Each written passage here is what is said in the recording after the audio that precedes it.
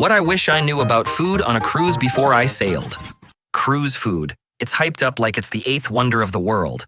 Unlimited buffets, lobster night, chocolate fountains. But here's what nobody tells you. After a few days, those endless options start looking more like a school cafeteria on repeat. And if you're not careful, you'll waste money, miss out on the best stuff, or even get fined for breaking food rules you didn't know existed. I wish I knew these food secrets before my first cruise, because I would have eaten smarter, skipped the rip-offs, and enjoyed way more than 11 identical breakfasts in a row. So, whether you're sailing tomorrow or just daydreaming about your next trip, stick around. These are the food hacks every cruiser needs to know before stepping on board. Number 1.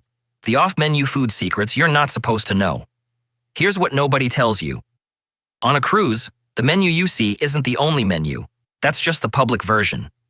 The real trick is learning how to unlock the food that never even makes it to the page. Cruisers who've been sailing for years will tell you, there are always available dishes that don't get printed, plus entire hidden menus you can request if you know the magic words. For example, almost every cruise line has a full Indian vegetarian or vegan meal option that isn't written anywhere. We're talking curries, dal, rice, chapati, a whole proper dinner. Royal Caribbean, Carnival, Princess, Celebrity. They all have it if you ask your waiter. If you only follow the printed menu, you'll never even know it exists. And it's not just Indian food. Most dining rooms quietly keep a list of staples that are available every single night. Think plain grilled chicken breast, spaghetti, salmon, steak, or Caesar salad. You won't see them listed in bold print, but they're almost always back there waiting to be served. It's the cruise equivalent of ordering off-menu fries at a fancy restaurant. But better, because you're not paying extra. Then there's the kids' menu hack. Some adults secretly order from it, and honestly, no shame. If you're tired of fussy dishes and just want chicken tenders, mac and cheese, or a burger with fries, you can order it. Servers don't bat an eye. They've seen plenty of adults cave to comfort food after 3 nights of filet mignon. Breakfast has its own set of hidden gems, too. A lot of ships will give you eggs Benedict, avocado toast, or fresh smoothies, even if it's not printed on the MDR breakfast card. Some regulars even write custom requests on the room service door hanger card, things like extra crispy bacon or banana and peanut butter toast. As long as the galley has it, they'll usually send it up. Here's the pro tip. If you want to tap into this secret menu world, you need to be polite, clear, and a little bit bold. The best time to ask is on the very first night. Tell your waiter, or even better, the head waiter, if you've got a preference.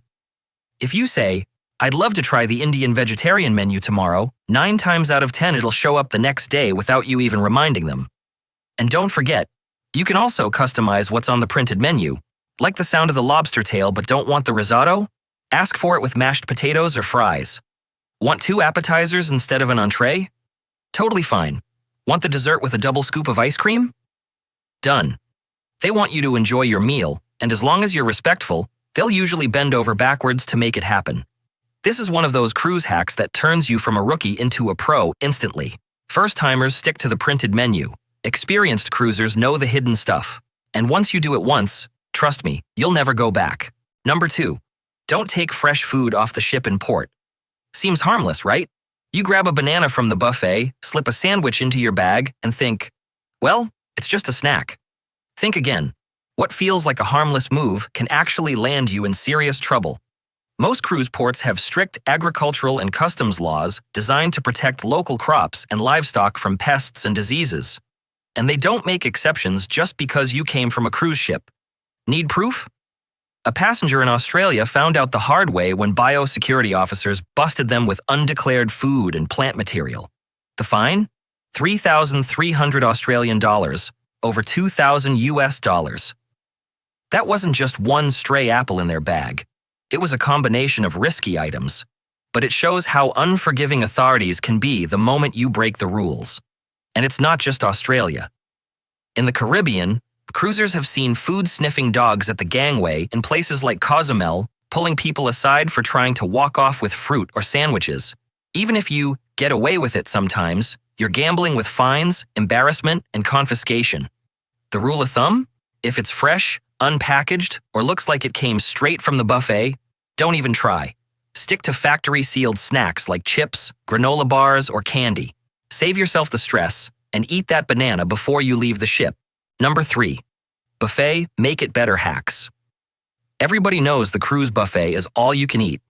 But what most first-timers don't realize is that there are smart hacks to make the food way better than what's just sitting under the heat lamps. The number one thing to hunt for? Made-to-order stations. These are your best friend. At breakfast, it's omelets, eggs cooked how you like, maybe even pancakes or waffles if you ask. At lunch and dinner, it's pasta stations, stir-fry, or fresh carved meats. Instead of grabbing whatever's been sitting around, go straight for the chef with the hot pan or carving knife. You'll thank yourself later. Here's another trick. Use ingredients from different parts of the buffet to upgrade your plate. For example, grab a butter pat from the bread section and take it over to the omelet station. Your eggs will taste so much richer than if they just cook it with oil. Or hit the salad bar for fresh toppings and throw them onto your burger or sandwich from the grill station.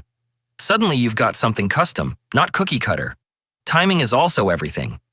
On embarkation day, the buffet is chaos. It feels like the whole ship is in line for the same tired pizza or cold fries.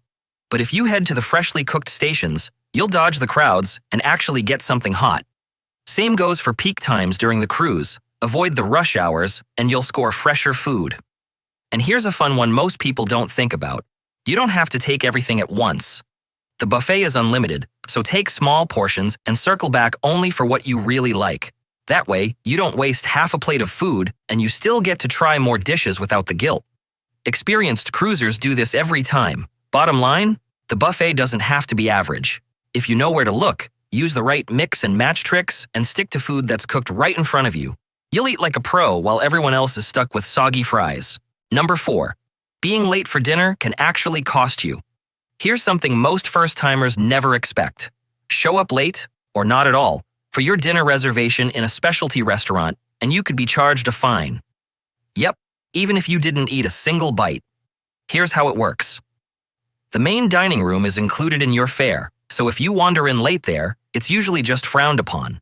But with specialty restaurants, the ones you pay extra for like steakhouse, Italian, sushi, or French bistro, those reservations are treated like gold. The ship only has a limited number of tables, and the kitchen preps based on how many people are booked.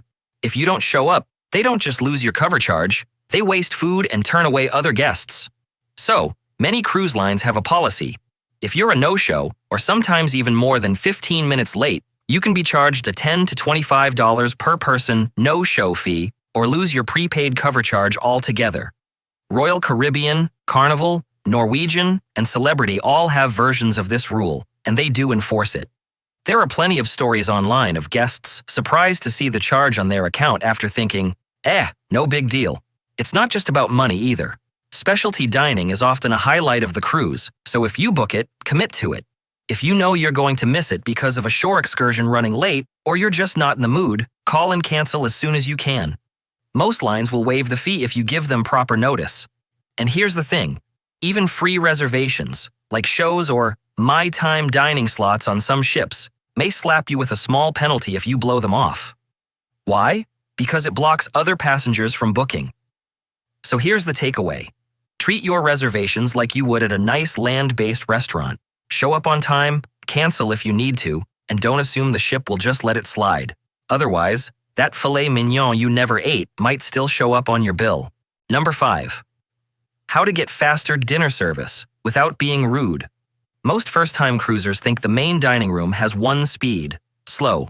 You sit down, you wait for the appetizer, you wait for the entree, you wait some more, and before you know it, 2 hours of your evening have disappeared.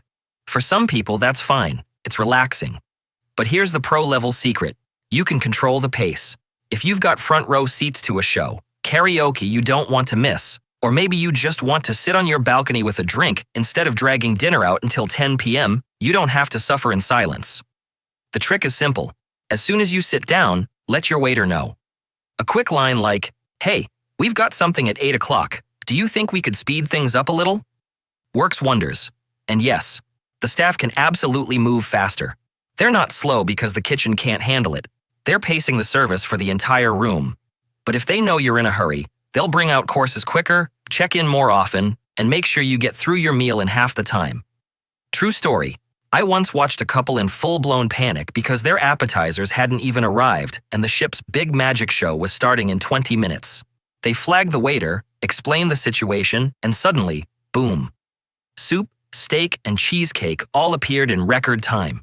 They made it to the theater with minutes to spare, and the rest of us got to enjoy our dinner without watching two people stress-eat shrimp cocktail like it was a race. Here's the bottom line. Cruise dining doesn't have to take forever. If you want the long, slow, multi-course experience, that's always available. But if you'd rather get in, enjoy your meal, and get out, just ask. It's your vacation, your schedule, and you don't need to let dinner run the show.